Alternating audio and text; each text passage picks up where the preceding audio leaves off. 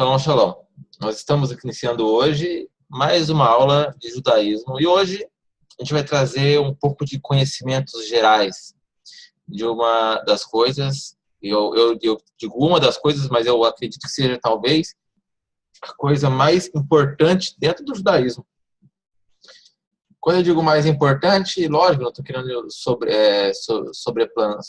sobressair ela, sobre a unicidade divina, sobre os nossos pensamentos pétreos. Mas eu vou estender essa pergunta para vocês, porque eu gostaria que talvez vocês possam me ajudar com essa resposta. Qual é a coisa mais importante, ou uma das coisas mais importantes, vão ter várias respostas, né? Quando uma pessoa fala, eu quero ser judeu, o que essa pessoa precisa saber? Qual é a coisa mais importante dentro do judaísmo? Algo que seja o mote central de tudo. A crença num Deus único. Monoteísmo. Sim. Agora eu fiz uma pergunta geral, é verdade, vocês estão corretos. Mas na prática dos mandamentos, qual é o centro da prática dos mandamentos? Como assim? Não entendi a pergunta, Rav. É algo que sem ela nós não conseguimos cumprir nenhum dos mandamentos. É algo central no judaísmo. Alahá. Alahá. Torá. A Torá. Torot, né? Torot. Sim, ainda não. Sem isso a gente não consegue cumprir a Torá. A vida? A vida é uma resposta. Mas aonde a vida se situa? Consciência? Não. Está em Bereshit, primeiro capítulo de Bereshit.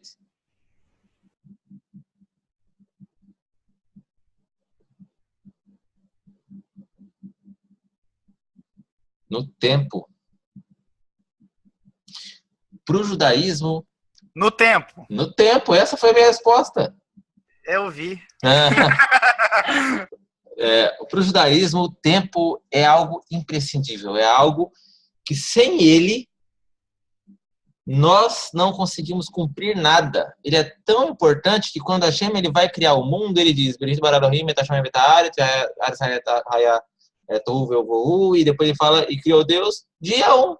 É importante ele gravar que foi no dia 1 que fez isso, depois dia 2, depois dia 3, depois dia 4, e assim sucessivamente.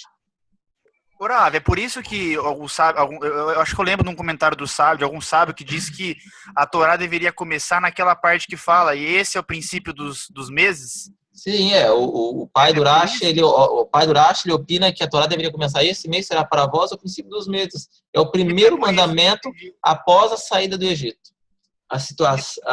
Você se situar temporalmente dentro da sua vida.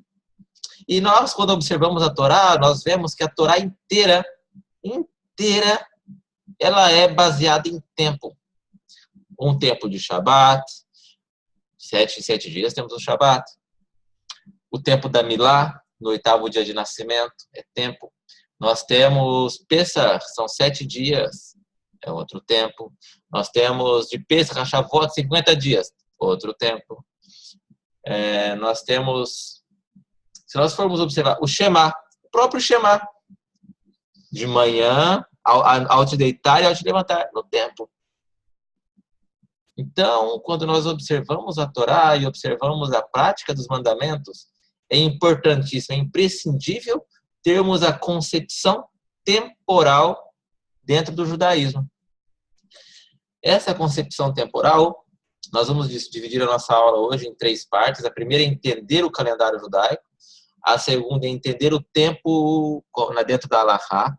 E o terceiro, entender mandamentos importantíssimos, Bezrat Hashem, utilizando o tempo. E, por fim, vamos concluir hoje falando de Tu B'Shvat. Então, vamos lá. Dentro do nosso blog, do blog de Var Torá, quem tem acesso, tem um dos posts chamado Calendário Judaico, parte 1. Porque eu dividi isso em inúmeros tomos, né? Enfim, o tempo dentro do judaísmo, o ano judaico, ele não é como os outros anos. Por quê? Por que dentro o ano judaico não é como o ano civil no Brasil? Qual a diferença? Ele começa no 7º mês? Ele começa no 7º mês, uma boa pergunta, uma É boa regido resposta. pelo calendário lunar. Excelente resposta. Exatamente. Ele é regido pelo calendário lunar. E o que mais? Só pelo lunar? E a contagem cronológica, né? A partir de Adão e Eva, né? Contagem cronológica a partir da Mishor. Um marco dentro da civilização humana, como humanidade, não como religião. Muito boa resposta essa. E também pelo calendário solar. Então, o calendário gregoriano, que é o que temos em uso no Brasil, ou o calendário chinês, ou diversos calendários, ou eles são regidos pelo Sol, ou eles são regidos pela Lua, ou um ou outro. Dentro do judaísmo, o nosso calendário ele é solilunar. Por que ele é solilunar? Talvez seja a primeira vez que alguns de vocês escutam essa expressão. Isso quer dizer o seguinte: nossos meses se trocam pelo molad da Lua, pelo nascimento da Lua Nova, e os nossos anos, eles têm o seu ciclo gira em torno do ano. Então, por exemplo, quando nós vemos a Torá ela prescrevendo sobre a contagem dos anos, ela diz a seguinte frase: cuideis para que a festa de Pêssar caia sempre na primavera. Por que ele dá essa ordem? Os anos lunares, eles têm 29 ou 30 dias. 29 ou 30, 29 ou 30, às vezes repete um mês e o outro mês, com o mesmo número de dias. Nessa contagem, o ano nosso teria menos dias do que o ano solar. Com o passar dos anos, Pêssar acabaria caindo no inverno, Pêssar acabaria caindo no verão, Pêssar acabaria caindo no outono, e aí nós faríamos um giro dentro das estações do ano. Se o nosso calendário fizesse esse giro dentro das estações do ano, sendo somente lunar, como nós poderíamos oferecer, por exemplo, as primícias em Shavuot, porque essas são as primícias das frutas que nós oferecemos em Shavuot. Se ele caísse no início do inverno, ia ter primícia. Então não era lógico, evidente que não seria lógico, que o nosso ano só fosse baseado no ciclo lunar. Tá, ok?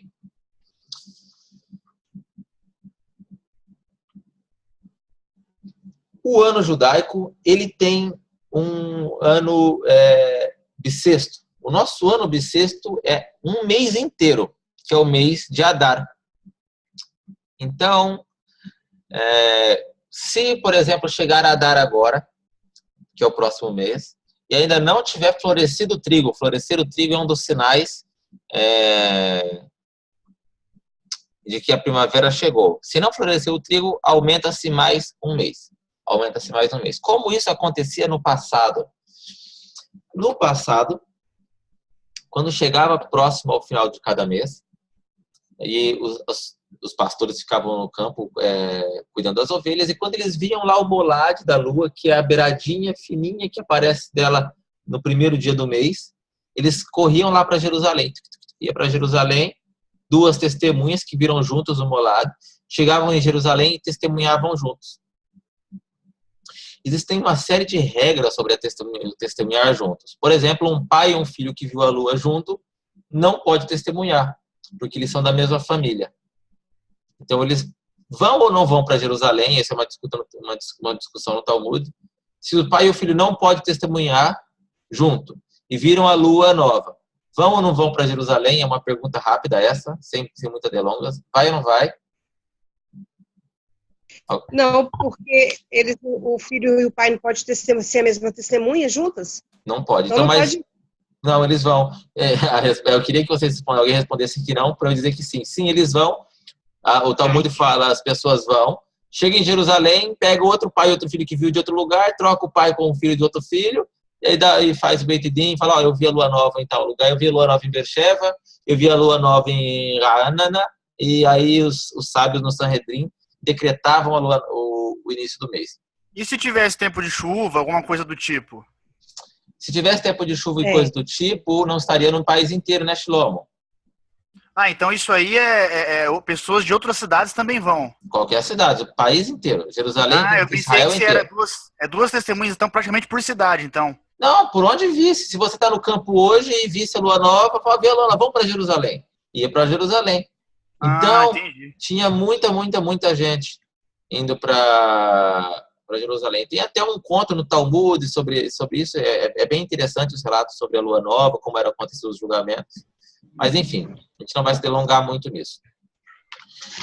Então, é muito importante que nós conheçamos esse aspecto do calendário judaico. Com o passar do tempo, e quando chegava no 12º mês, que é Adar, e não havia chegado a lua nova, a primavera ainda, os sábios decretavam que se adicionasse um Adar a mais, um mês a mais. Então, nós temos o Adar primeiro, o Adar Rishon, e o Adar Sheni, que se chama o ano Meuberet, o ano embaraçado, grávido, e se diz em hebraico. Então, o nosso ano bissexto é com um mês a mais.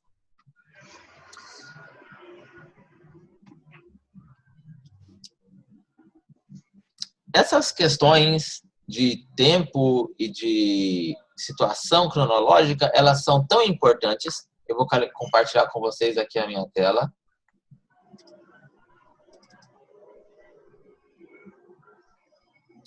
Ok. Nós temos aqui o Tratado de Brahot. O Tratado de Brahot, muitos conhecem, é o primeiro tratado do Talmud. O primeiro tratado do Talmud, na primeira página, na primeira linha, ele tem uma pergunta maravilhosa que nos... Por que eu estou usando essa Masechet? Porque o Talmud, quando ele inicia ensinando o método de ensino. As primeiras páginas do Talmud, ele utiliza, ele se dedica a ensinar o método de ensino do Talmud. Então, vamos lá. Deixa eu ver como que funciona aqui.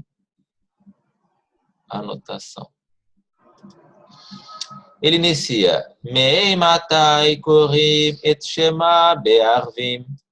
Ele faz aqui uma pergunta. Quem sabe um pouco de hebraico sabe que ele está falando Mei matai. A partir de quando?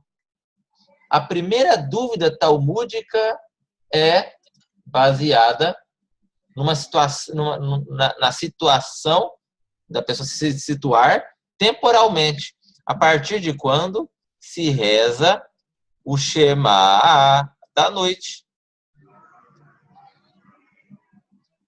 Aí vem as respostas, né? Existem várias respostas sobre isso.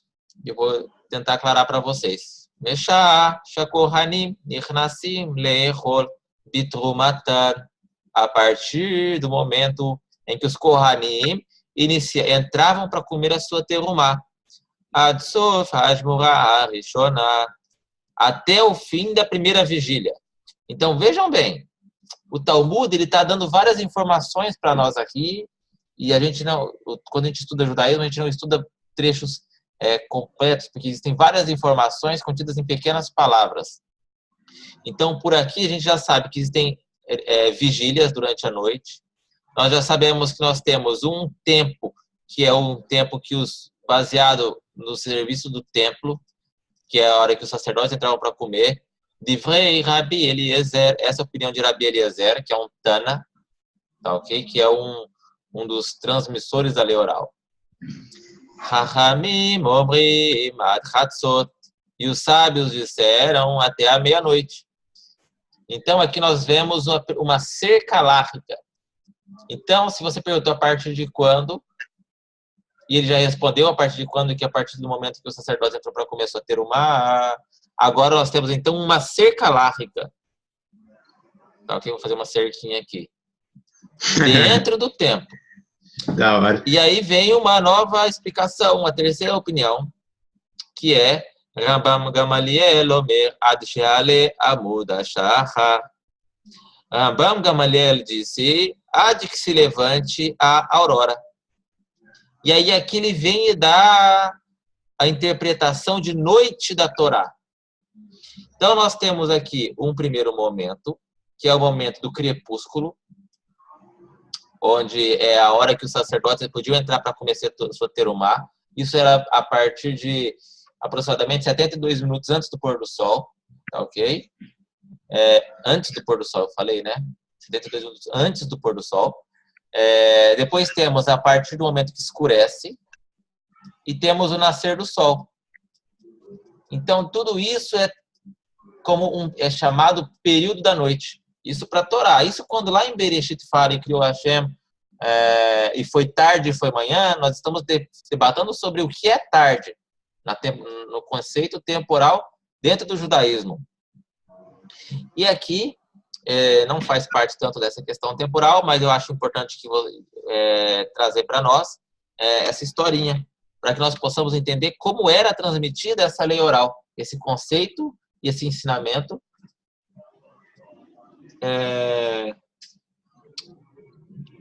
Todo esse ensinamento. Então, o Rambam Gamaliel, nós vimos aqui, Rambam Gamaliel, Omer, Ad Sha'ale, Amud Ashachat, até que se levante a aurora. Tá bom, então como que chegou até esse momento, até esse dia, essa informação? Então, nós temos a seguinte informação. Ma'ase uva'u vanad mibeit hamishte. E aconteceu que um dia vieram os seus filhos de uma casa de uma festa, de um casamento, de uma Beit HaMishte, um lugar onde se faz um salão de festas. Amrulo lokarin et Shema. E falaram para ele, para o seu pai, não lemos ainda o Shema. Amar laem imlo ale amud hashachar. E ele disse para eles, se não se levantou ainda a aurora, chayavim atem likro. E aí vocês ainda têm o Hayavim Atem Likro. Vocês ainda têm o dever de ler o Shema. Ele continua falando algumas outras leis temporais, como as leis de oferecimento do templo, queima dos sacrifícios, etc. Nós não vamos nos aprofundar muito nisso. Mas aqui nós vemos, então, o estabelecimento temporal dentro do judaísmo. Como ele é tão importante que a primeira discussão talmúdica foi para esclarecer para nós onde que se situa temporalmente, onde a explicação temporal dentro do judaísmo. Rav Alexander, shalom, shalom. Shalom. Shalom, ¿cómo está, Rav Jacob? Baruch Hashem, estamos falando sobre o tempo dentro do judaísmo. ¿El tiempo? Zmanim.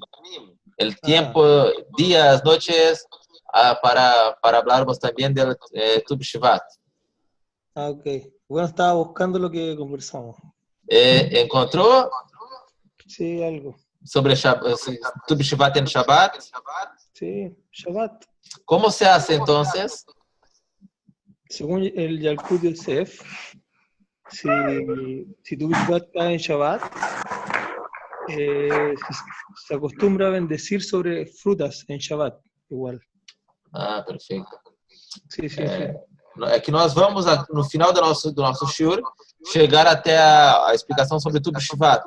Vou direcionar para lá. E nós tínhamos uma dúvida no início do shiur, que era se Tu B'Shvat cai no Shabbat. E nós fazemos o Seder de Tu B'Shvat no Kabbalat Shabbat, ou prorrogamos para o Motzei Shabbat.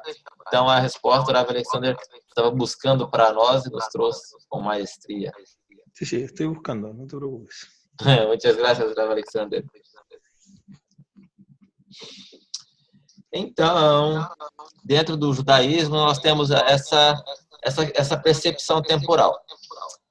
E não só isso, quem pode me dar algumas leis referentes ao templo que utilizava o tempo? Hoje nós estamos falando sobre tempo. Leis importantíssimas que diziam respeito ao tempo. Lei de descanso da terra, período sabático do solo. Perfeito. Shemitah. Perfeito. Muito boa resposta. Qual mais?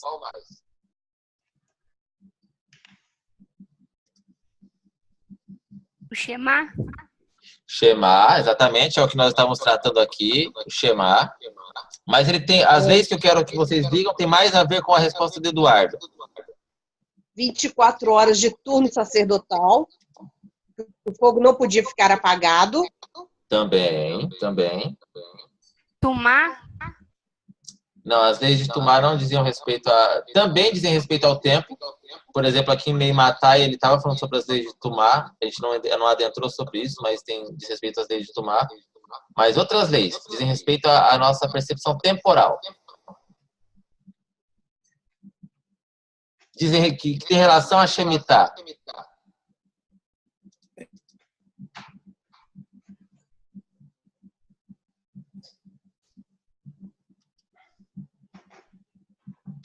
Leis que nós deveríamos cumprir todo ano.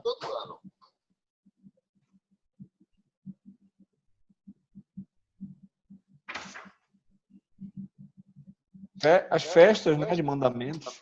Também as festas. Mas o que a gente levava nas festas? O dízimo? O dízimo. Metsuya. O Hashem, alguém falou o dízimo? Tava difícil lembrar, Rav. Tava difícil aqui. O dízimo, ele era importantíssimo, importantíssimo. Nós vamos trazer esse estudo hoje, e toda essa lahá de Tub Shivat é importantíssima para que nós possamos compreender o dízimo, as leis de Maaser, tá ok? Então, todos os anos nós deveríamos levar os dízimos. Quanto que era o dízimo? 10% da produção agrícola. É isso? Então, vamos lá. Eu tenho aqui um estudo do nosso rabino aqui, o Rav Israel, que é sobre os dízimos, tá ok? Ele está em hebraico, eu vou ir traduzindo para vocês, tá bom? Página a página. Então, nós temos aqui as leis de Terumot e Maaserot. Terumá é ofertas e Maaser são os dízimos, tá ok? Trumá e Maaser são as leis referentes a quanto nós deveríamos entregar das nossas produções anuais. Então, o que eram Mahen, Terumot, Maaser? O que são elas? As Terumot e os Maaser, tá ok? Nós temos aqui o nome de cada uma das oferendas. Nós temos aqui para quem que era entregue. E nós temos aqui quanto era entregue. Tá ok? Então, vamos lá. Nós temos a terumá. A terumá era entregue para quem? Para o Kohen. E quantos por cento que era a terumá? 1,50. 2% era entregue para os Kohanim. De todo o povo de Israel. Só para o Kohen. O Maaser Rishon, que é o primeiro dízimo, era entregue para o Levi. E esse valor era de 10%. Tá bem? O Maaser Sheni, o segundo dízimo, era entregue em Jerusalém, ou poderia ser vendido e comido em Jerusalém, outros 10%. Tá ok? Aí quando se cumpriu o Maaser Rishon, não se cumpriu o Maaser Sheni, eles eram intercalados, tá? Já a gente já vai ver isso. E o Maaser Ani é um dízimo que era para dado para os pobres. O Maaser Ani é um dízimo que ele é entregue para os pobres, outros 10%. E o Maaser Mina Maaser, que é quem? Lembra que o Levi recebeu 10% aqui? O Levi tinha que entregar 10% de tudo que ele recebeu também para o Kohen, para os Kohanim. Então, isso, vamos ver aqui quando que era entregue. Aqui nós temos uma tabela que eu vou explicar para vocês novamente. Nós temos os anos. Ano dentro do Daís. Então, nós temos o primeiro ano, segundo ano, terceiro ano, quarto ano, quinto ano, sexto ano e o ano de Shemitah, que muito bem nos falou o Eduardo. Tá ok? Então, vamos lá. Quais anos nós temos para 10%, 2%, vamos lá, a terumá é o 2%. Quais dos anos nós temos que entregar 2%? Todos os anos, exceto Shemitah. Então, vamos somando aí. Deixa eu pôr aqui para a gente ir somando. Todos os anos, então, nós teríamos que tirar 2% para o Kohen da terumá, correto? Então, vamos lá. Maaser Rishon. Quais anos nós deveríamos tirar ele? 10%? Todos os anos. Correto? Mas... exceto o último. Exceto o último, que é o ano de Shemitah. Por que no último não? Porque no último ninguém plantava e ninguém colhia nada. É proibido plantar e colher. Então, se você também não planta e colhe, também você não tem o que dar. Ou seja, se você não tem dinheiro, o que você vai dar? Entendeu? Maaser Ani. O Maaser Ani, ele era entregue no terceiro... Maaser Sheni, desculpa. No terceiro e no sexto ano ele não era entregue. Então, ele era entregue no primeiro, no segundo ano de colheita, no quarto e no quinto ano de colheita. Ok? E aí nós temos o Maaser Ani. O Maaser Ani é o dízimo que nós entregamos para o pobre. Então, no primeiro ano não entregava nada para o pobre. No segundo ano não entregava nada para o pobre. No terceiro ano entregava 10% de toda a produção para o pobre. No quarto ano não entregava nada para o pobre. No quinto ano não entregava nada para o pobre. E no sexto ano entregava. Ou seja, um pelo outro, você também tinha que tirar mais 10% aqui, correto? Correto? Ou seja, anualmente, nós deveríamos entregar 22% das nossas produções para o templo, para o Beit HaMikdash. O Maaser Min HaMaaser, isso não era no dizer respeito a nós, que era todos os anos anuais, só que quem tinha que entregar era o levita. Ele entregava para o Kohen. Entenderam a tabela? Conseguiram entender? Sim. Sim, Rav. Ótimo. Então, perfeito. Aqui eu não vou estender muito mais aqui nesse, porque eu quero tratar de outra lei que é importante para que nós possamos chegar sobre Tu B'Shivat. Outra lei importante para que nós possamos entender que necessitamos de Tu B'Shivat. Alguém tem alguma sugestão?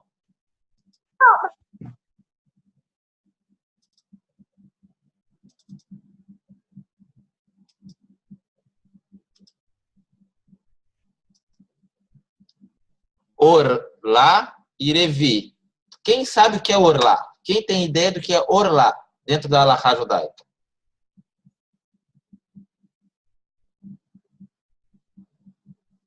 Todo mundo que estuda Halachá não sabe o que é Orlá?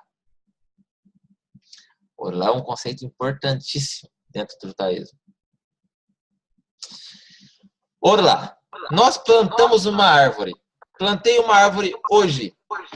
Hoje, ela brotou hoje. Hoje é dia 3 de fevereiro, a minha árvore brotou. Uma árvore uma laranjeira.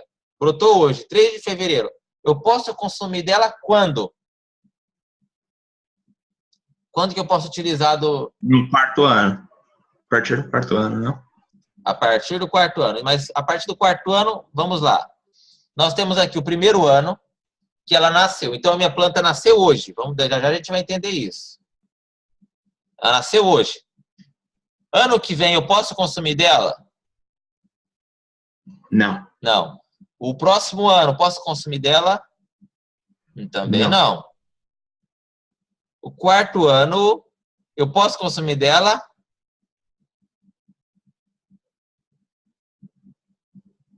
O quarto ano, eu tenho que pegar todos os frutos e dedicar em Jerusalém. E já no quinto ano, o fruto é permitido para mim. Essa Halachá de Orlá e Revi, que no caso Revi é o quarto ano, só diz respeito à terra de Israel.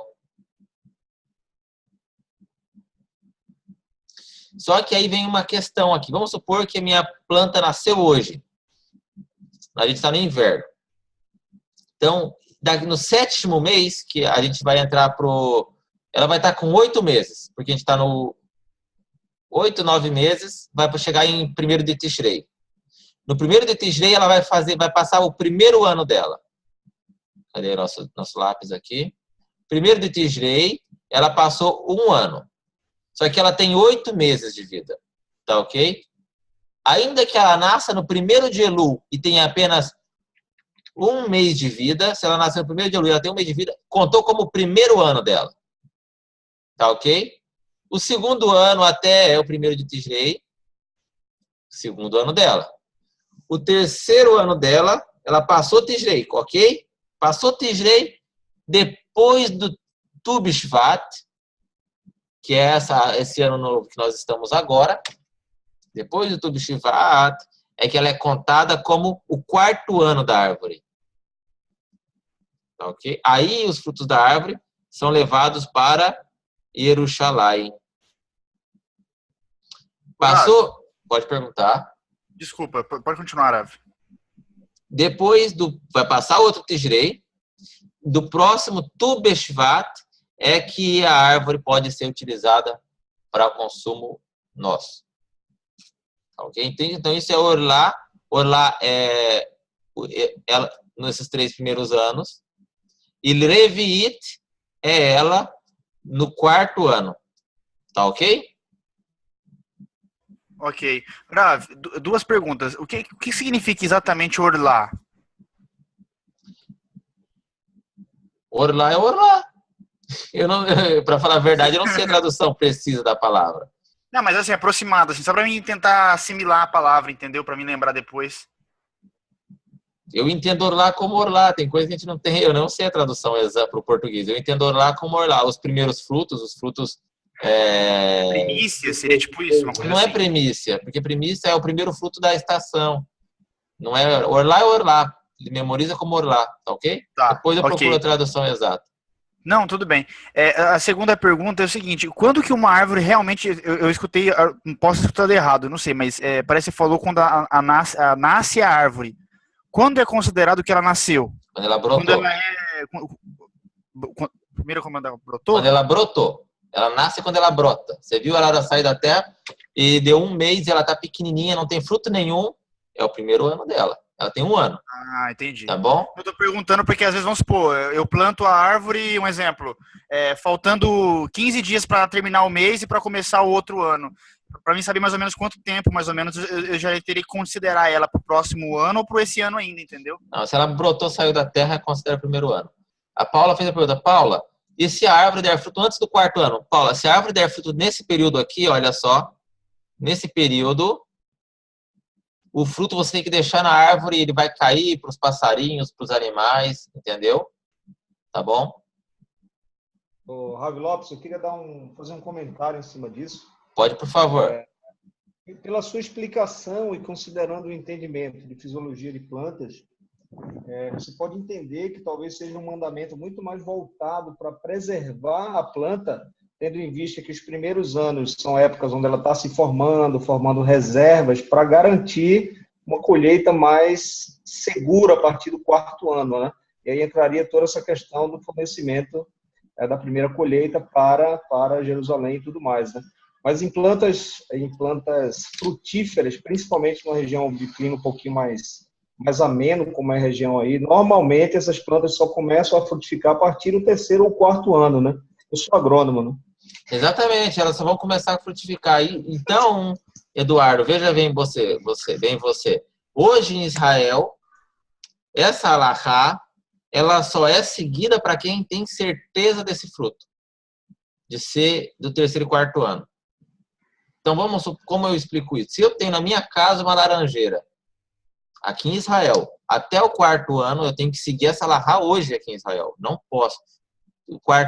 Então eu só posso usar o fruto dela a partir do 4º ano, porque aí eu não tenho mais que levar ela no tempo, então não tem mais tempo aqui. Então o fruto até o 4º ano estraga, a partir do 5º ano eu utilizo. Porém, se eu sou um latifundiário, se tem uma empresa muito grande, e aí tem uma árvore no meio do meu pomar de laranja, que todas as árvores já passaram para o 5º ano, e ela não, ela ainda está no 3º ou no 4º ano.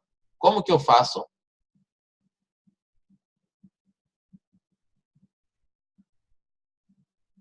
Não sei. Põe no bolo, entendeu? Vai colher junto, vai misturar junto, dá muito pouquinho, é vatel leshishim, então. Você acertou. É um termo de alahá que chama vatel leshishim, é anulado pela maioria. Tá ok? Também temos outras alahot hoje que teriam que ser em vigor, mas não estão em vigor, e são todas vatel leshishim, por exemplo, PA, que é o canto do campo e tudo. Então, essas alahot, elas são vatel leshishim hoje em dia. Tá bem? Agora, vou fazer uma perguntinha meio boba, tá? É o seguinte. Então quer dizer que ninguém, vamos supor, você tá andando na rua, você vê uma árvore que tem um fruto, ninguém costuma pegar, porque você não sabe que ano aquela árvore tá? Tá útil, Taúta é por engano, você não tem certeza. Se você não tem certeza, você não pode ser punido por uma coisa que você não tem certeza, então você pode comer sem problemas, tá bem? Exceto, isso é muito sério, o que você vai fazer nessas plantas no período de Shemitah. Ano de Shemitah em Israel é problemático, tá bom? É problemático. Você não pode, por exemplo, adubar uma planta que você tenha na tua casa, você não pode cuidar de uma planta, a não ser que seja por fins estéticos. Se não for por fins estéticos, é complicado. Então, hoje em dia, não tem problema nenhum. As pessoas pegam sem problema porque você não sabe, entendeu? A árvore não é tua, tá lá. Entendi, mas não tem algum princípio, tipo assim, na dúvida eu não vou fazer? Não. Não existe isso? Não existe isso. Tá. Alahá é alahá, e você só pode pôr uma cerca, entendeu? Não existem cercas sobre... Esse é um conceito fenomenal na alahá. Não existe cerca sobre cerca. Não existe. Não, a cerca vem até aqui vem a cerca, não põe outra cerca para você não pular a primeira cerca, entendeu? Uma cerca já tá bom e já é suficiente. Quem ia perguntar mais? Pode perguntar. O senhor falou que no ano de Shemitah a gente não pode adubar a planta. Em Israel. Pode falar. Tá. Ah, bom, em Israel. Mas vamos supor, jogar uma água pode, né? Depende da planta. É problema. É problemático. Vocês não têm ideia de como é problemático isso aqui em Israel. Tudo tem que ser consultado um rabi no ano de Shemitah. Tudo. Entenderam? Então, o ano de Shemitah é complexo. Eu não sei exatamente com exatidão e com precisão as leis de Shemitah. Não sei. Uhum. Entendi. Então, na diáspora pode, né? Fora de Israel não tem problema nenhum. Não tem Orlá, não tem Shemitah, não tem PA, não tem Maaser, não tem. Fora de Israel não tem. Tá bom, tô dá. Ravi, Sim. uma pergunta. Existem plantas, por exemplo, no caso tamareira, jabuticaba, que começam a produzir 7 anos, 10 anos. Como faz no caso de uma planta que produz após esse período de 5, 6, 7, 8 anos? Não tem problema. Não tem problema. Elas, em geral, dão um frutinho, né, Yosef? Uma bolinha, alguma coisinha, ela sempre, uma florzinha, alguma coisa ela acaba dando, entendeu? É muito pouco. Entendi. Tá bem? Tô lá. Então, continuando aqui, dando seguimento. Então, por exemplo, o ano novo de Tu B'Shvat, que é esse ano novo nosso agora, ele é importantíssimo para que nós possamos ter conhecimento de quando é que nós devemos separar os dízimos das árvores. Nós temos, então, só árvore para dar dízimo? Não. O que mais tem para dar dízimo? É da agropecuária também, né? Agropecuária. Tá, ok. Então, nós temos outro ano novo no ano para os animais?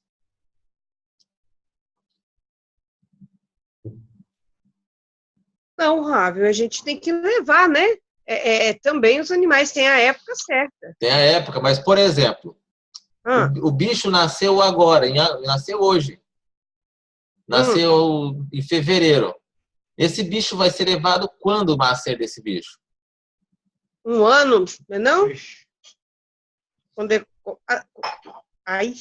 Em quantos anos novos nós temos? 4 anos. 4 anos novos. Nós temos 4 anos novos. Quais são os 4 anos novos que nós temos? Vamos lá, todo mundo. 4 anos novos.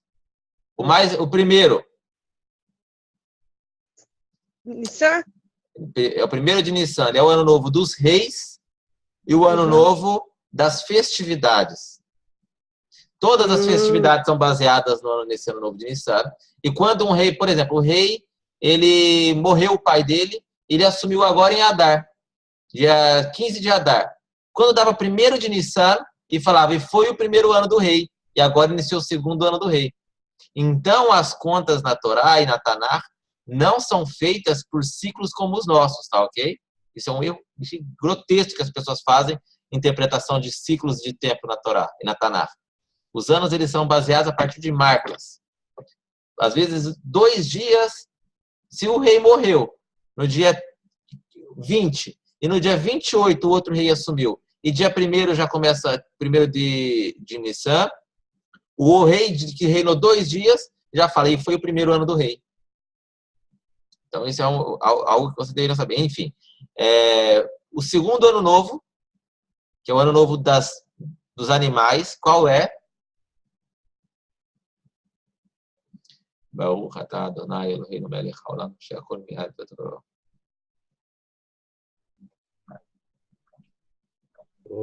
Fala amém quando escuta outra pessoa fazendo o berachá. Fala. Amém. Então, 1º de Elul é o ano novo das Behemoth, o ano novo dos animais, que é o mês véspera de Tishrei, o mês anterior a Tishrei. É o mês que é separado dos animais. Ou seja, todos os animais nascidos de 1º de Elul a 1º de Elul são separados e levados para o Mishkan. Tá ok? Porém, existem opiniões que dizem que, segundo o Rabi Elazar e Rabi Shimon, esse ano novo dos animais é de 1º de Tishrei, junto com o ano novo da humanidade. Tá ok? 1º de Tishrei, além de ser o ano novo da humanidade, é a partir dele que se contava o ano de Shemitah. Tá bem? E agora, em Shvat, é o ano novo das árvores, dia 15 de Shvat. Porém, também tem uma discussão. A Beit Hillel diz que é no dia 15 de Shvat. E Beit Shammai diz que é no dia 1º. Tá ok? Então, existe uma discussão entre um e outro. Porém, a Halachá ela é fixada segundo Beit Hillel. Deixa eu ver se tem mais alguma informação importante aqui, para que nós possamos falar já do Seder.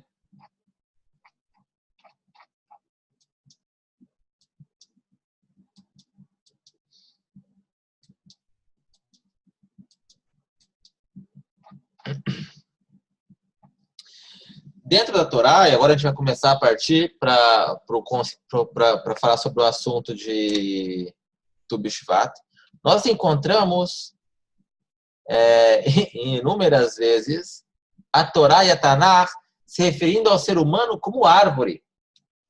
É uma verdade ou uma mentira isso?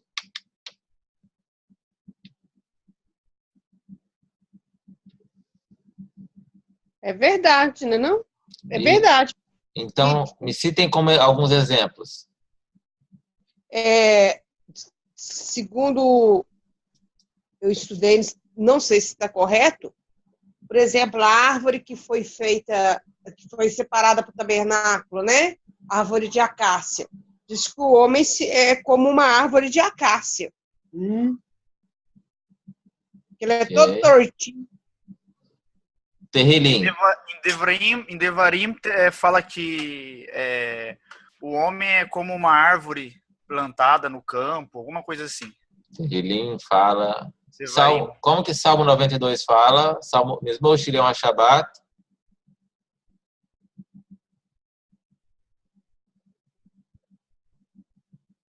Tá me ouvindo? Estou ouvindo. Pode falar. Eu queria saber o seguinte: se fosse produzida cachaça, tinha que devolver dízimo até da cachaça? Até da cana. Então tá bom. Tá bom.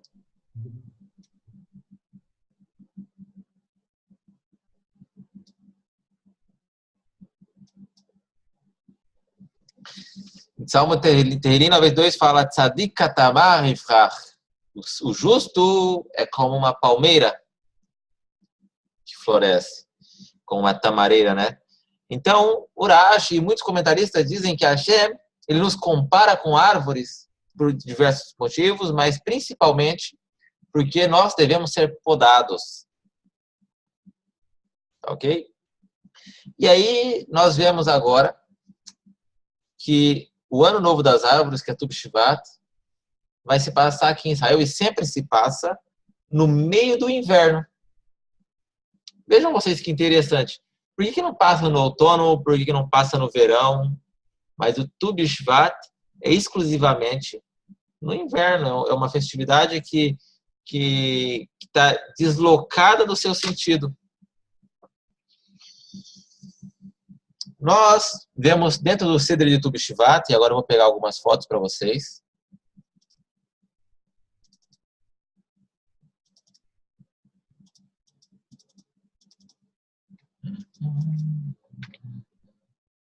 Onde estão as fotos?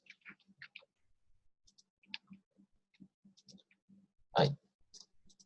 Dentro do Ceder de Tu B'Shvat, nós utilizamos algumas frutas. Peguei aqui algumas para que vocês possam ver. Por exemplo, a azeitona, o figo, a tâmara, o trigo, a uva e a granada, a romã. E a romã. Então, nós temos algumas frutas que são referentes a quem?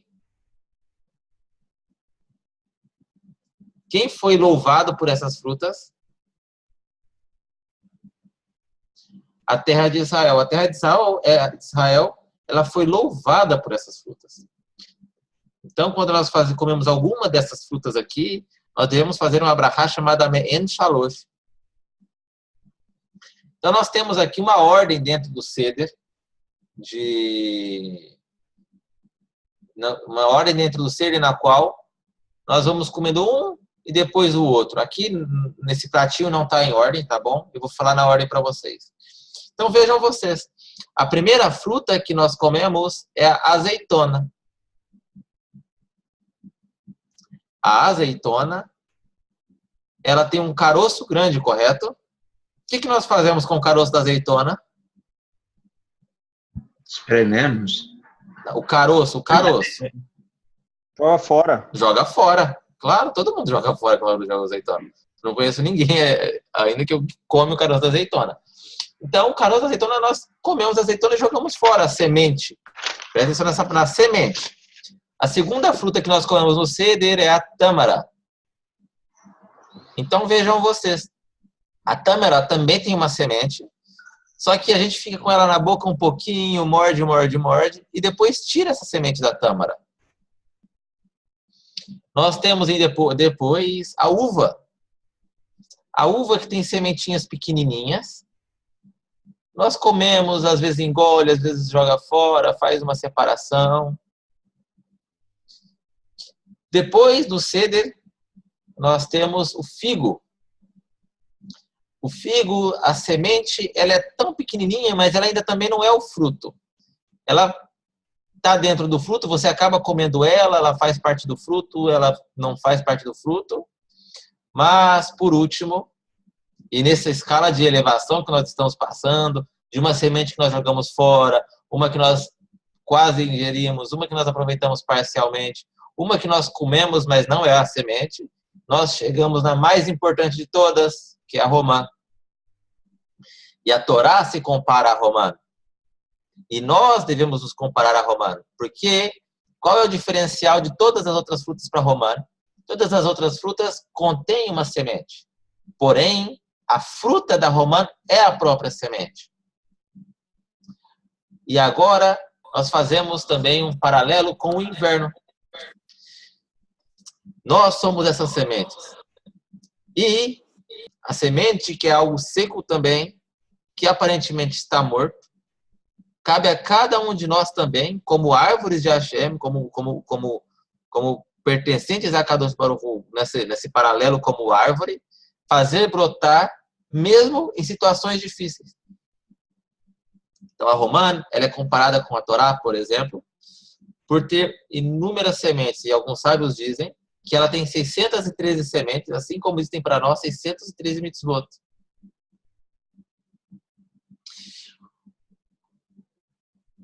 O Tu B'Shvat, segundo Beit Hillel, acontece agora no meio do inverno. Por quê?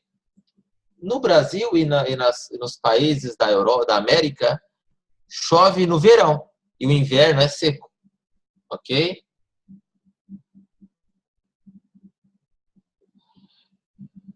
Já aqui em Israel e nos países do norte, chove no inverno e faz seca no verão. Porém, as chuvas que já começaram a cessar, começam a ser vistas e começam a fazer revigorar as árvores e os frutos e todos os alimentos agora, justamente a partir da metade do mês de Shvat. Então, justamente por isso, os nossos sábios nos explicam que em Tu B'Shvat que comemoramos a festividade. Aqui nós temos um calendário judaico do nosso ano e exclusivo do nosso mês, que vou mostrar para vocês aqui onde nós estamos e quando vai cair o Tu B'Shvat para nós. Hoje nós estamos aqui, eu estou aqui pelo menos na quinta-feira, né? Ainda é quinta-feira para mim, daqui a pouco não vai ser mais. Xixi, sexta, Shabat, sábado. Ah, muito bem. Quem que colocou a setinha? Foi o Rav Alexander? E aí, na semana que vem, nós teremos toda semana. E na sexta-feira à noite aqui, olha só, da sexta para o Shabat, nós temos o Tu B'Shvat. Então, o Tu B'Shvat, ele tem um Seder. O Seder, assim como temos em Pesach, assim como nós temos em Yom HaAtzmaut, nós temos também em Tu B'Shvat, um pequeno Seder. Então, o Rav Alexander vai passar para vocês na segunda-feira, né, a ordem do Seder, as alafot do Seder, o que precisa ter, o que não precisa ter. Em especial, tudo bem, Demóstenes? É aqui, não é ali, é aqui, a setinha, cadê a setinha? É aqui, ele fez a setinha lá, mas está errado, é aqui. Em especial, nós comemos as frutas de Israel. Tem que se fazer muito esforço, e os sábios faziam muito esforço, os grandes Hakamim, para conseguir comprar alguma fruta que seja proveniente de Israel para se comer esse dia. Então, há que se fazer muito esforço para isso. Outro costume também, mais a caráter de conhecimento para vocês, é que, lembra que nós temos um etrog lá em Sukkot? E o que nós fazemos com esse etrog? Exceto quando é ano de Shemitah.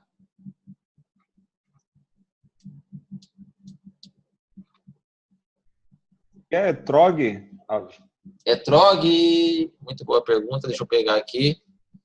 Etrog. Depois que termina a festa? Aham. Bom, eu conheço casos que quando a mulher não pode engravidar. Sim. Tem esse costume de fazer um doce, ok. A gente não está falando desse costume. Etrog, na festa de Sukkot, nós temos um... vocês estão vendo a minha tela? Não, né? Não. Na festa de Sukkot, nós utilizamos esse etrog, sidra, na verdade. Então, após a festa de Sukkot, essa sidra, ela fica guardada, e é um costume entre algumas pessoas, e foi um costume durante muito tempo, que se comesse esse etrog agora em Tu B'Shvat. Se fazia um doce, se fazia alguma fruta, tentava se trazer alguma fruta para se comer a fruta de Israel em Tu B'Shvat. Então, existe esse costume também entre os filhos de Israel de ingerir o etrog em Tu B'Shvat.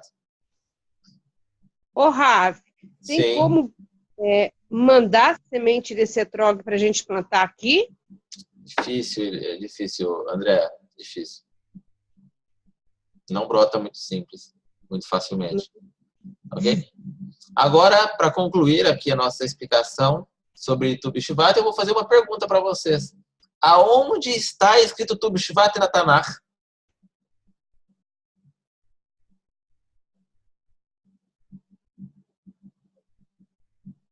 Hoje vocês só me deixaram em silêncio. Ninguém conseguiu me responder uma pergunta que eu fiz. Tem só na chutaram. Torá. Tem Tu B'Shvat na Torá? Com certeza. Então, passa para mim. Torá Shebe'al-Peh. Torá Shebe'al-Peh. É a única festa 100%, não vamos dizer festa, mas é a único marco no calendário 100% de Rabanan. 100%. Não existe na Tanakh. Por exemplo, nós temos a festa de Purim. Você pode falar, Purim é de Rabanan? Sim. Mas nós temos o Sefer Purim. Você pode falar, tem os Macabeus. Mas tem o livro dos Macabeus. Então tem uma base dentro dentro da própria literatura. Porém, Tu B'Shvat, ela só é passada só foi passada por meio da lei oral e não pela lei escrita. Ok? Agora vamos abrir perguntas para vocês, em exclusivo sobre Tu B'Shvat, por favor. Entenderam o que se trata? Eu queria o significado da palavra, Rav, eu não consegui pegar. E o conceito. É o conceito. Eu não entendi bem o conceito. O conceito é mais importante. A tradução não é importante. O conceito é importante, Shlomo. Depois, procura no Google Tradutor, é mais fácil. ¿Cuál es la pregunta, Rav Jacob? Qual é o significado literal da palavra orla? No, orla es una designación a los frutos que nacen de un árbol los primeros 3 años. Sí, esto lo dijo. Pero ellos están me preguntando la palabra literal, el significado, la traducción. Yo digo para ellos que el concepto es importante, no traducción. Não era isso, não, Rav. Qual? No una traducción. Não. A tradução da palavra inicial. Orla. Essa é a palavra que você me perguntou. Eu não consigo pronunciar direito, mandei no bate-papo. Tu B'Shvat. Tu B'Shvat quer dizer 15 de Shvat. No calendário hebraico, isso é importante que vocês saibam. Deixa eu compartilhar aqui, novamente, para que vocês entendam. Então, nós temos aqui Aleph, vocês estão vendo a minha tela, né? Nós temos aqui Aleph B'Shvat, dia 1, Bet B'Shvat, dia 2, Gimel B'Shvat. Nós temos um por um as datas, porque as letras do alfabeto hebraico são números também. Então, nós temos aqui Yud B'Shvat, 10, Yud Aleph, 11, Yud Bet, 12, Yud Gimel, 13, Yud Dalet, 14. E aqui?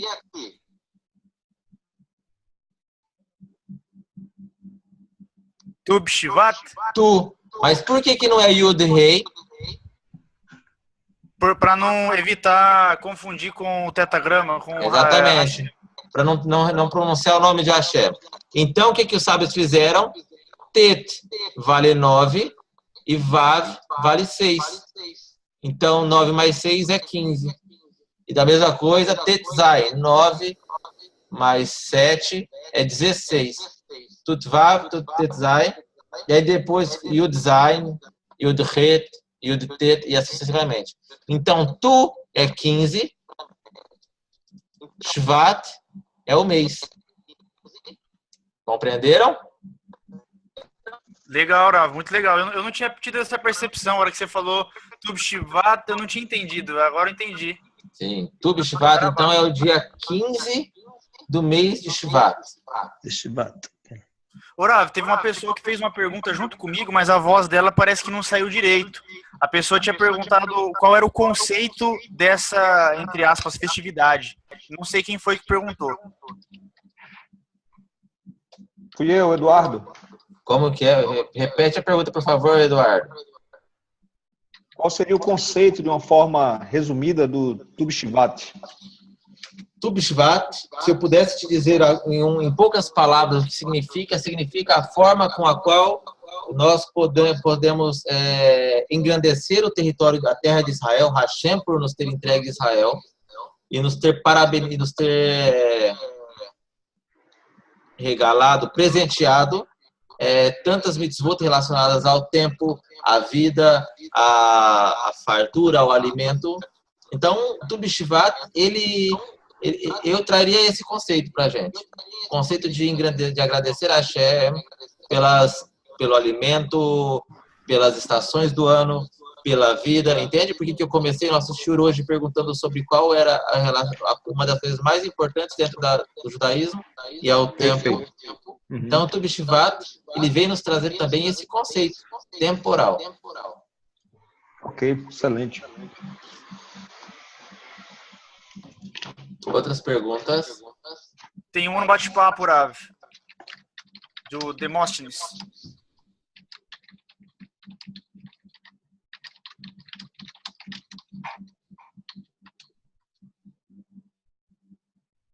Demóstenes, quer falar?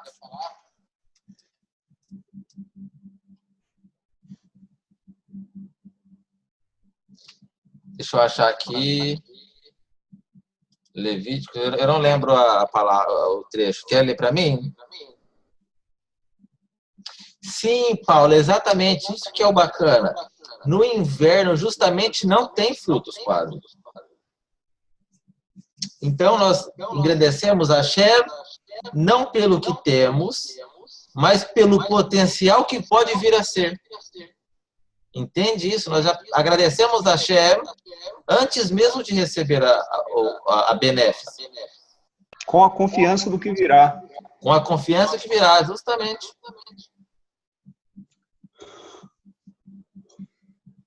Vamos, em português.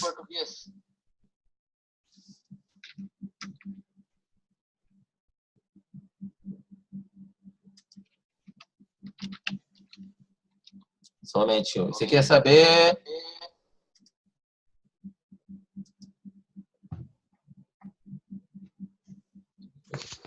Isso, exatamente. Demóstenes, esse texto que você postou está escrito o seguinte: e quando estiveres entrado na terra e plantares de toda árvore para comer, ser-vos-á incircunciso, ou seja, ainda não estará preparado o seu fruto. 3 anos você será incircunciso, e dele não se comerá. E aí no 4º ano é levado como primícia, como oferta no templo, e no 5º ano, aqui ó, porém no 4º ano todo o seu fruto será santo para entregar a Hashem, e no 5º ano ele vai estar permitido.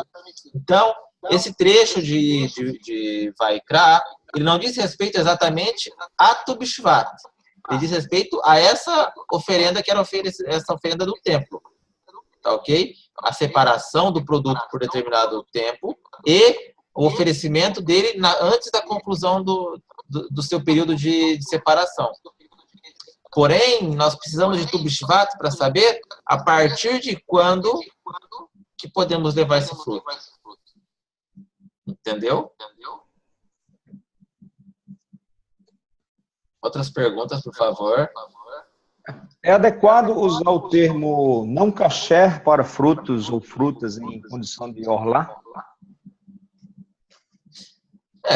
Kasher, a gente está estudando, né?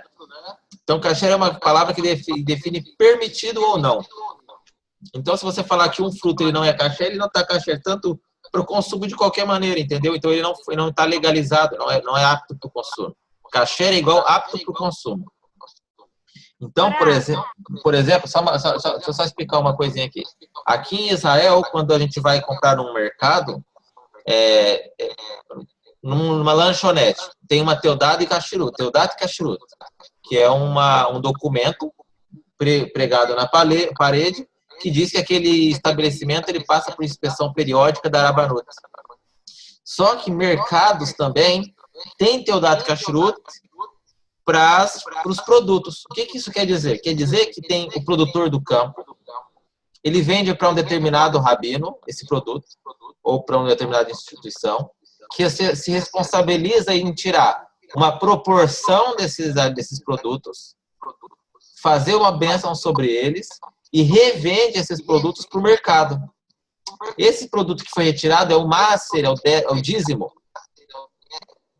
Então, esse produto ele é estragado, deixa ele estragar em um lugar lá, não pode dar, ninguém pode comer. Eu compro somente em mercado que tem Teudá de Kashrut de frutos. Entendeu? Então, ou seja, já foi tirado o dízimo, eu não tenho obrigação de tirar o dízimo daquele produto. Mas se eu for comprar na feira aqui, tem a feira que tem um monte de árabe que vende.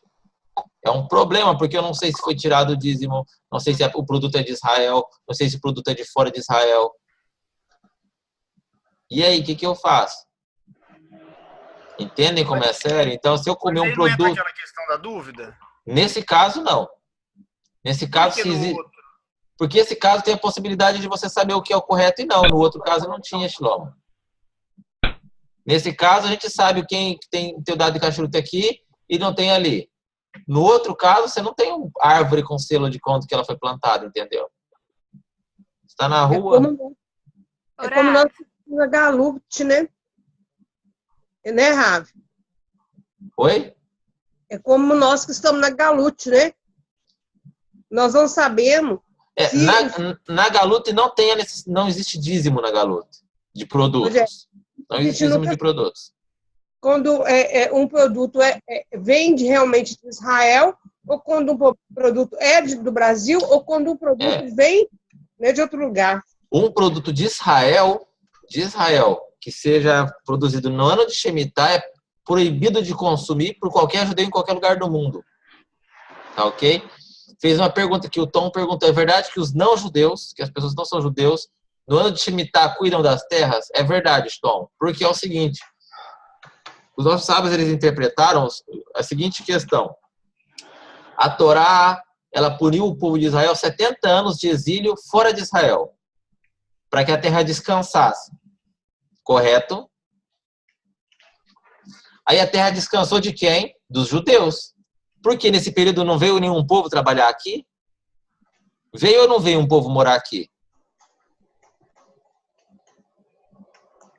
Veio povos, com certeza. Ou seja, então o problema não era a terra ser trabalhada, o problema é a terra ser trabalhada por judeus. É um descanso, não é para a terra, é um descanso para o povo, né, nesse caso. É um descanso do povo da terra. Entendeu? Posso fazer uma pergunta? Claro, por favor, Ivka. No quarto ano, a gente faz o que mesmo? Vamos abrir aqui, porque eu não lembro de cabeça. Não. Com o fruto, né? Aqui, cadê? Quarto ano. O quarto ano nós temos o fruto da terumá, que é o oferecido para o Kohen, 2%. O Maaser Rishon, que é oferecido para o Levi, 10%. O Maaser Sheni, mais 10%. Não temos o Maaser Ani, que é o dízimo do pobre.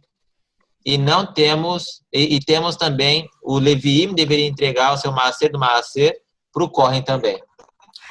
Mas, assim, na parte que para levar para Israel, da árvore, na onde que deixa, no caso? Hoje? Lá em Israel, no caso. Isso, eu tô a gente aqui. Vamos supor que eu tenha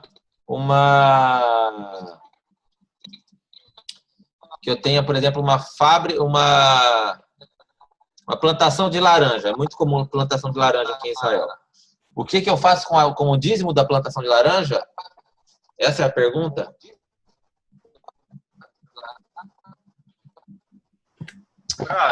Tá. Não é essa a pergunta. Ela está perguntando do Maaser. Aquele PowerPoint que tem os desenhinhos das plantas. Isso, eu mandei para ele, é o slide 2. Tá, ok. Então, aqui. O que faz, do Orlado Revit, o que faz com as plantas desse período? Com os frutos? O primeiro, o segundo e o terceiro ano, que está vermelho aqui, é proibido o consumo. Não pode consumir, não pode fazer nada com esses frutos. Tá ok? O quarto ano, hoje, o que faz com eles? Também é proibido o consumo e deixa ele deixa ele no pé da árvore de igual maneira. Tem que estragar na árvore.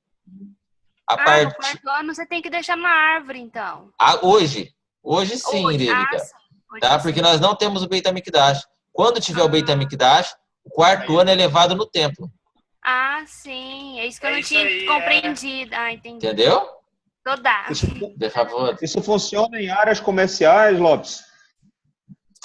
Hoje em dia, Eduardo, essas leis de Orlá, como no primeiro, segundo, terceiro e quarto ano, como você sabe que praticamente não produz, a maioria das plantas comerciais, produz muito pouco ou nada, né?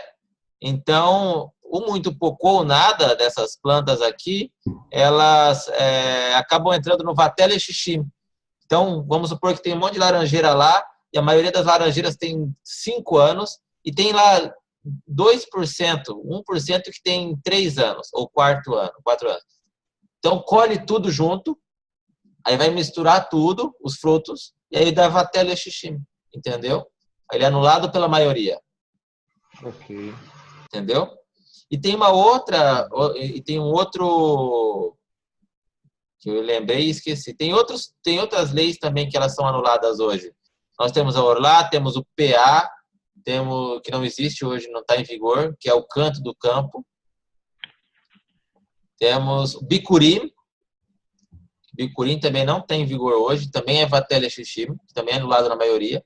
Então, vamos supor, nós temos aqui um pomar gigantão, com 500 mil árvores aqui.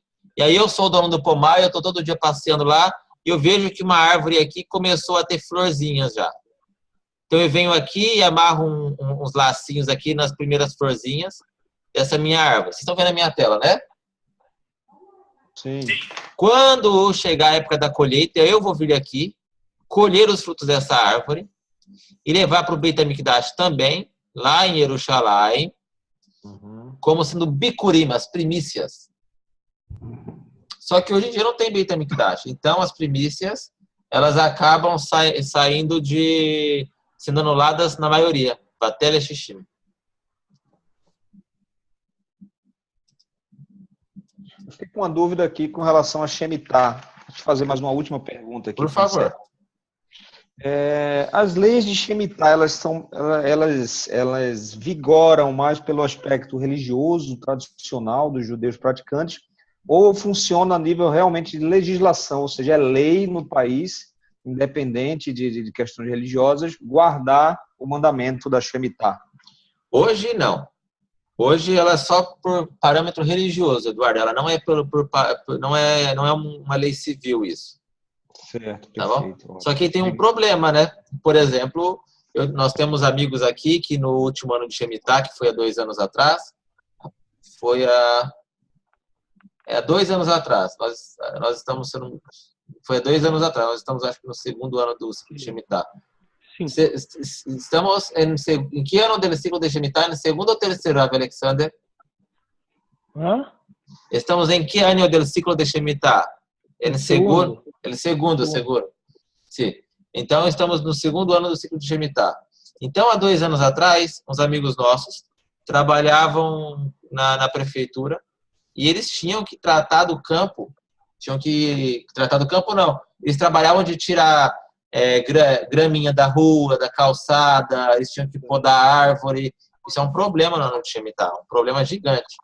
Então, eles consultaram vários rabinos aqui da Yeshiva, rabino da Rabanut, e um foi consultando o outro até chegar no máximo lá que poderia dar uma resposta segura.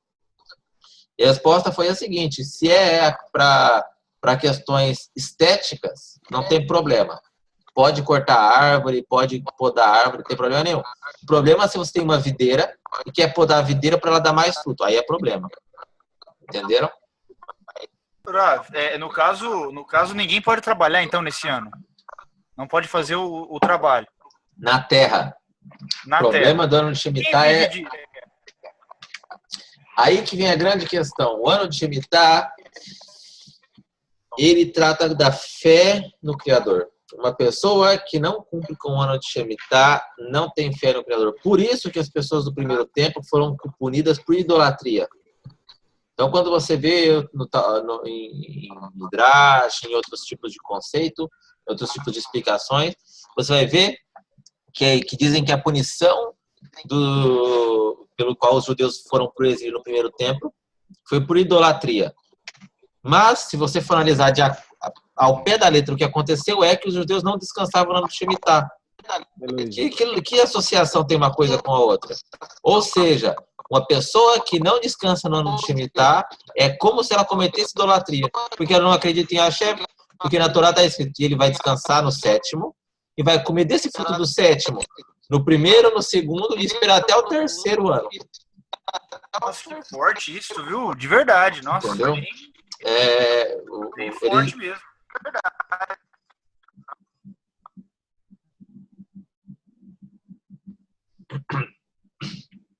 Rav, então...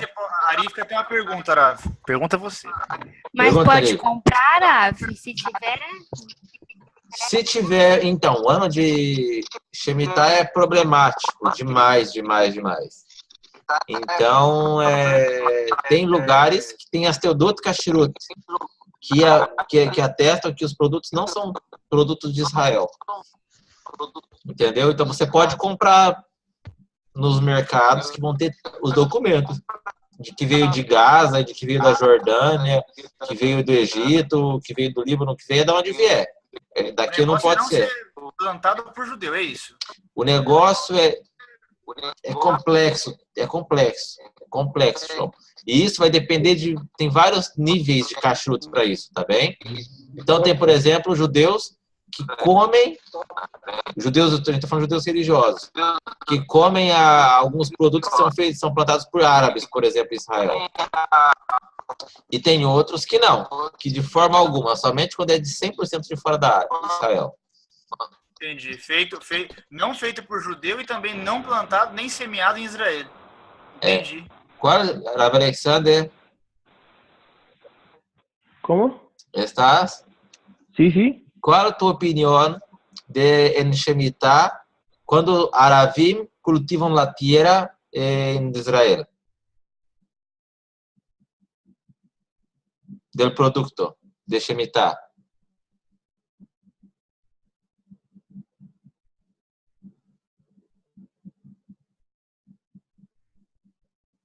Wow, se ve esto. Ahí sí. ¿Me escuchas? Sí, escucho. Ah, ya, ok. ¿Escuchó la pregunta? Sí, mira, en general, Rav Ovadia Yosef estableció lo que se llamó un éter mejirá, o sea, un permiso para traspasar la propiedad a Goim, ya sean árabes, lo que sea, digamos. Entonces, esa fruta estaría permitida su consumo. ¿Ok? ¿Cuál es el punto? El punto es que Shemitah hoy en día es de Rabanán porque no está todo Am Israel en la tierra. Ese es el punto. Pero hay quienes, por ejemplo los Haredim, que solamente en Shemitah comieron frutos que eran traídos del extranjero, que no eran producidos en la tierra de Israel. ¿Entienden? Entenderam? Então, a opinião o que o Rav Alexander trouxe para nós. Segundo o Rav Ovadia Yosef, como nós fazemos a venda do Hametz em Pesach, nós também fazemos uma venda do território de Israel no ano de Shemitah. E aí, nesse ano, a terra ela pode produzir o produto por meio de outras pessoas, e aí, ainda assim, podem se comer. E o que o Rav Alexander nos trouxe aqui, uma informação nova, que eu não lembrava ou não sabia, é que o ano de Shemitah hoje, ele é de Rabanan, não é de Oraita, porque a maioria dos judeus vivem em Galut e não em Israel. E Rav Alexander, me corrija se eu estiver errado, também por estarmos como status de guerra ou não? De nuevo, no se escucha. Guerra. Yo he leído una vez que también por Israel ser considerado como en estado de guerra, de Milhamá. Sí, también. Porque em anos de guerra, Israel não tem que guardar Shemitah. Não, senhor. Como Israel está em constante guerra hoje com seus inimigos, é estado de guerra, é alerta total. Também as leis de Shemitah são em desuso nesses períodos. Sí, exactamente. Bueno, el supermercado Ocherat fue el supermercado que trajo todas las frutas del extranjero. Sí. Donde compramos nosotros. Sim. Temos um mercado aqui em Beersheba muito bom, que eles trazem os produtos todos do estrangeiro nesse período. Muito bom.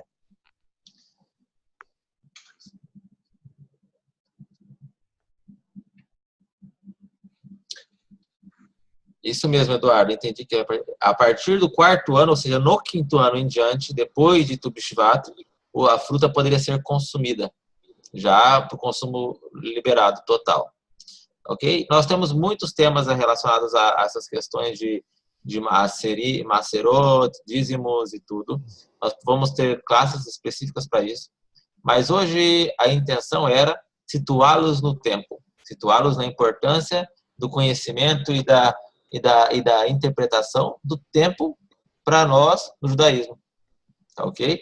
E Tu B'Shvat, ele nos traz isso, ele nos traz essa situação de situar-nos no tempo diante da Halakha e por meio do conhecimento rabínico para todos nós.